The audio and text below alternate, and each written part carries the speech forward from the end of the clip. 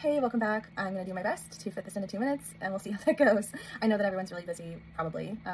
Holiday week, family, friends, or just catching up on rest, so I'm going to try to make this a shorter form content and pack a bunch of content in so you get the most value possible. So, also a challenge for me. We'll see how this goes. All right, so I did something kind of interesting the other day. I stayed in bed after waking up for about 2 hours to do a interoceptive exercise. I wanted to just check in with what was going on in my body. So kind of a mindfulness exercise, but not even technically, well, maybe it is. Maybe a meditation, maybe a type of meditation, but I just wanted to check in with my body, see how everything was going. Just like, okay, how am I doing, you know?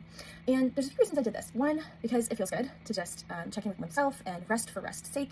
And if you happen to have any extra time left over for yourself this holiday season, I highly recommend doing any type of mindfulness activity that, you know, really resonates with you. This is the one that resonated with me the other day.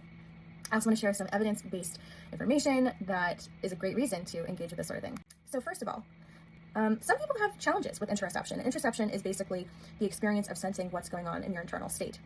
And so there have been studies done, and again, it might be being a person overwhelmed with modern society, and that could totally be a reason for having challenges with interoception.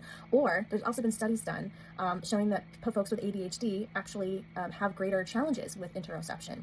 That could be sensing their heartbeat, could be the sensation of hunger pangs, etc. So there's been some studies around that. I'd love to see more. There's also been some studies showing more generally that the more we engage in mindfulness practices, the easier interoception becomes. And so I'd like to see further studies on that, actually showing the abilities of interoception for ADHD folks and people with other neurodivergence patterns. That way we can understand how that works for neurodivergent individuals of all types. And also, are there any limitations to that? But for now, we have some really good general studies showing that mindfulness activities do benefit us with regard to the ability for interoception. And that interoception is a great thing, I think, for a general sense, but also it's definitely a great thing for anyone who has any particular health concerns that they're trying to be mindful of or just keep an eye on. So I think it's great in a general sense, but certainly for a more specific sense as well. We all have our own reasons for wanting to be able to sense what's going on inside of ourselves. So just to summarize, again, I'm trying to make this as fast as possible, and I may double time the speed just to help get this all in here, especially for my ADHDers, because I know y'all love the fast video. Hello, so do I, ADHD woman over here.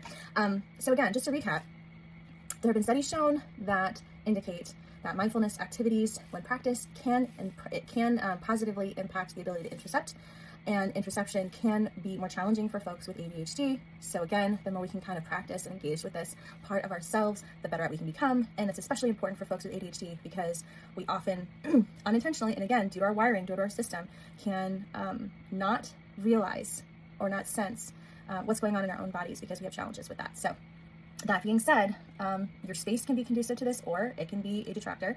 The boundaries that you set within your space can also be a benefit or a detractor. It's all about how you set it up. Certainly, a great space, which is something I can help you with. Hello, as someone with a personal development background and also a background in interior design, and I do one-on-one, so let me know if you need help with this. If you have a very unrelaxing background setting for this, it might be harder to engage with mindfulness activities. So that's something you and I can prove together if you want.